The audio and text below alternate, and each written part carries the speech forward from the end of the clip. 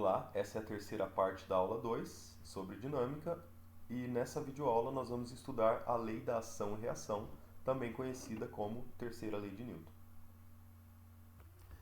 Muito bem. E por fim, nós temos a terceira lei de Newton. A terceira lei de Newton, ela diz respeito à interação de pares. A gente já sabe o que acontece com uma partícula quando uma força age sobre ela. Só que para uma força agir sobre ela, alguém precisa ir lá e aplicar uma força sobre essa partícula. Então, as forças elas sempre acontecem em pares. Alguém tem que aplicar a força e alguém tem que receber a força. Quando a gente estava falando do caso do carrinho sendo empurrado, né? O carrinho estava recebendo a força. Tinha uma força sendo aplicada sobre o carrinho. Mas tinha alguém que estava aplicando a força no carrinho, né? O rapazinho estava empurrando o carrinho. Então, as forças elas acontecem em pares sempre, necessariamente. Tá? E acontece que quando dois objetos interagem para trocar forças, os dois vão sofrer a ação da força. Então não tem como dizer que quando alguém aplica uma força sobre uma partícula, só a partícula vai sofrer a ação dessa força e só o movimento da partícula vai ser alterado. Não, quem aplica a força também vai sofrer uma alteração de movimento. Então essa interação é sempre de par, tá? A gente já vai ver como que isso acontece. Como exemplo, vamos pensar aqui em um objeto que está parado. Tem um vaso em cima da mesa em repouso. A gente já viu pela primeira lei de Newton que se uma coisa está em repouso, a tendência natural dessa coisa é de permanecer em repouso. Então esse vaso vai ficar parado aqui em cima da mesa até que alguém vai lá e decida tirar ele do repouso, decida perturbar o movimento dele. Aí alguém lança uma bolinha.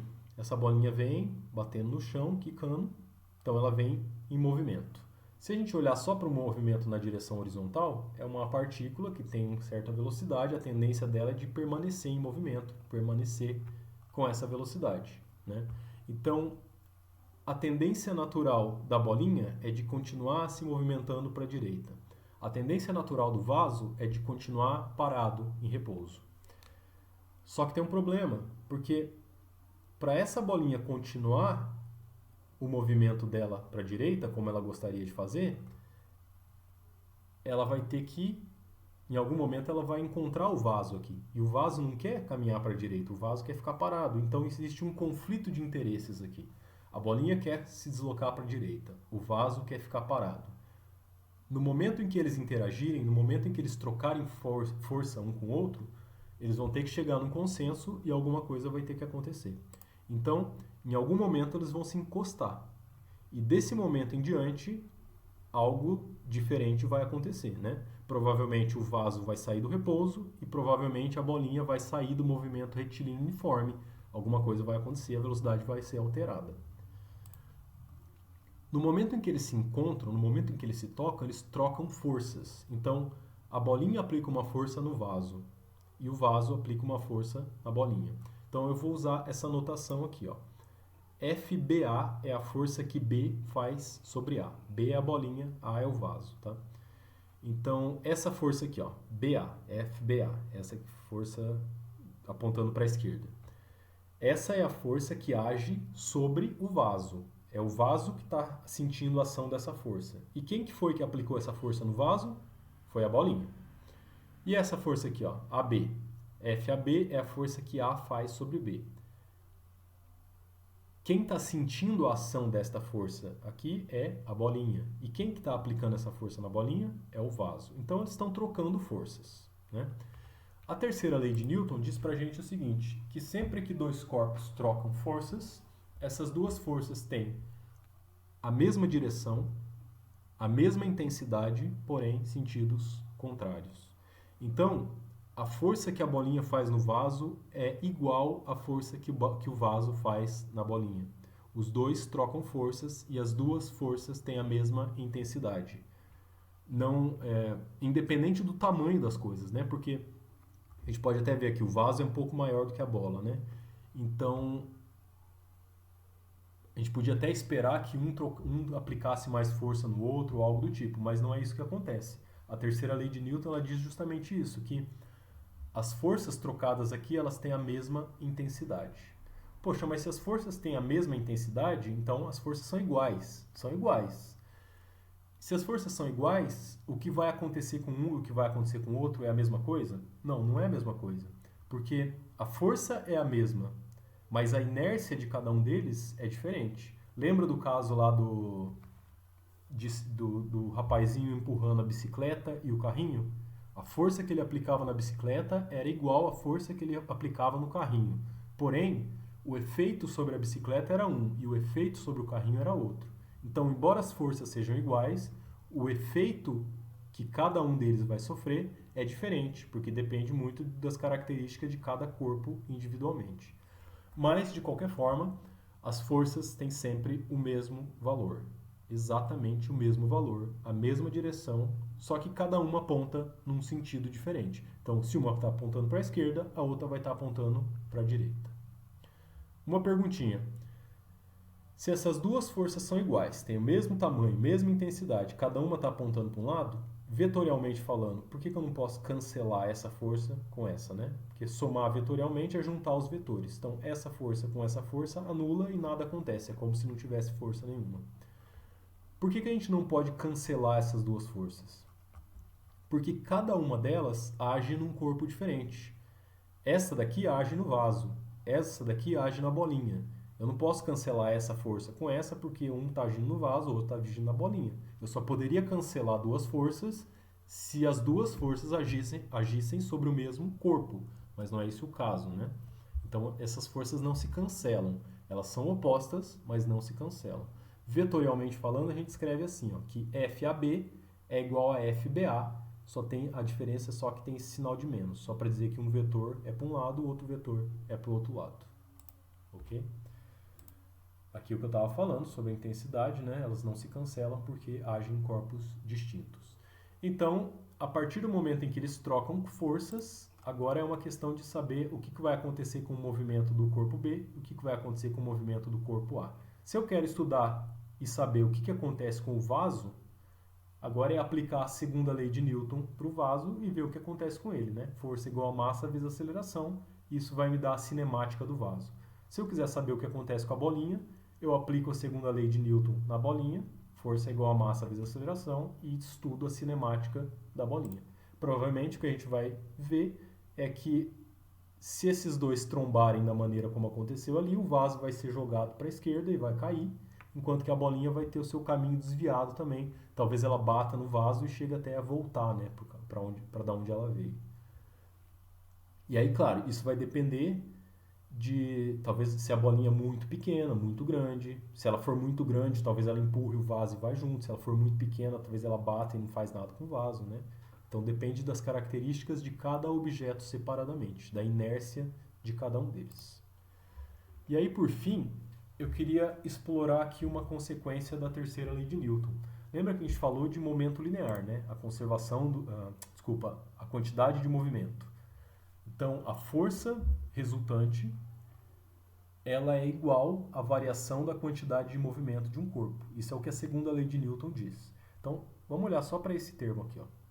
Dois corpos estão interagindo. A gente pode pensar como sendo a bolinha e o vaso, né? Só desenhei separado aqui para não ficar muito junto o desenho. Então, essa força aqui, FBA, é a força que age sobre o corpo A. Então, essa força aqui, ela está relacionada com a mudança na quantidade de movimento do corpo A. Então, FBA, cadê? Aqui. FBA é igual à variação da quantidade de movimento do corpo A, porque ele age no corpo A. O FAB é igual à variação da quantidade de movimento do corpo B, porque ele age no corpo B, que é o que está escrito aqui. Ótimo, então isso é a segunda lei de Newton. Mas a terceira lei de Newton diz pra gente que esta relação aqui é satisfeita, né? FBA e FAB, eles são opostas, ou se a gente somar, elas dá zero, né? Mas, por sua vez, quem é FAB? FAB é a derivada do momento da partícula B. E quem é FBA? É a derivada do momento da partícula B. Está trocado aqui, né? Quem é FAB? FAB é a derivada do momento da partícula B. FBA é a derivada do momento da partícula A. Então, essa equação aqui pode ser reescrita, utilizando agora a segunda lei de Newton. Então, vejam, isso é a terceira lei. Aplicando a segunda lei, trocando força pela derivada no momento, eu chego nessa fórmula. Então, eu fico com essa equação. Derivada do momento A em relação ao tempo, mais a derivada do momento B em relação ao tempo, isso é igual a zero. Soma das derivadas é igual à derivada da soma, né? É uma propriedade de linearidade da derivada. Então, a derivada, aqui eu tenho a soma de duas derivadas. Eu posso escrever isso aqui como sendo a derivada da soma das duas funções. Então, a derivada no tempo do momento de A com o momento de B, isso dá zero. Bom, quando é que a derivada de alguma coisa, não interessa o que está aqui entre parênteses, ó, derivada de alguma coisa é igual a zero. O que isso significa dizer que a derivada dessa coisa é igual a zero? Derivada do que é zero? Derivada de uma constante é zero, né? Então, se essa derivada aqui é zero, significa que isso tudo que está dentro do parênteses aqui é constante, não varia com o tempo. Então, a gente chega a esse resultado, que a soma do momento linear da partícula A com a partícula B é constante. E essa lei aqui é a lei da conservação do momento linear. Diz que o momento linear total é conservado. Que isso significa que o total é conservado, não significa que cada um deles vai ser conservado individualmente. Mas significa que se o momento linear do A aumentar um pouquinho, o B vai ter que diminuir um pouquinho para compensar esse aumento. Ou se o A diminuir, o B vai ter que aumentar um pouquinho para compensar um ou outro. De tal maneira que, quando somados, a quantidade de movimento de A e de B, o resultado seja sempre o mesmo número. Então, quando dois corpos interagem, o que está acontecendo aqui é uma transferência de quantidade de movimento de um para o outro. Quantidade de movimento não é perdida e nem criada. Ela só passa de um corpo para outro corpo. Ela permanece sempre constante. Essa é a lei da conservação do momento e ela tem como origem a terceira lei de Newton, que é a lei da ação e reação. Por fim, a gente pode escrever então a seguinte coisa. Agora, para a gente analisar o movimento de uma partícula, a gente pode escrever a posição dessa partícula em função do tempo, né? Para isso a gente precisa de um sistema de referencial. E a massa dessa partícula, que diz a inércia, né? O quanto de matéria ela tem, e saber também qual é a força que está agindo sobre ela. Então, quando a gente escreve essa equação, cadê? Aqui. A segunda lei de Newton diz para a gente que a força resultante, que é essa que está desenhada em roxo, é a derivada do momento linear. Mas o momento linear, por sua vez, pode ser reescrito assim, como sendo a derivada da massa vezes a velocidade, ou a derivada da velocidade em função do tempo, que é a aceleração. Mas, lembra que a velocidade é a derivada da posição em função do tempo? Então, se eu trocar essa velocidade aqui pela derivada da posição, eu fico com a derivada da derivada da posição. Então, eu posso reescrever a segunda lei de Newton ainda dessa maneira aqui. A força resultante é igual à derivada segunda da posição em função do tempo. Essa equação aqui é uma equação diferencial que diz para a gente a equação do movimento. É uma equação diferencial de segunda ordem. Se a gente souber e conseguir resolver essa equação diferencial, conhecendo a força resultante, a gente consegue descobrir qual é a posição, qual é a função horária desse movimento. Porém, resolver essa equação diferencial aqui, em geral, não é uma tarefa fácil.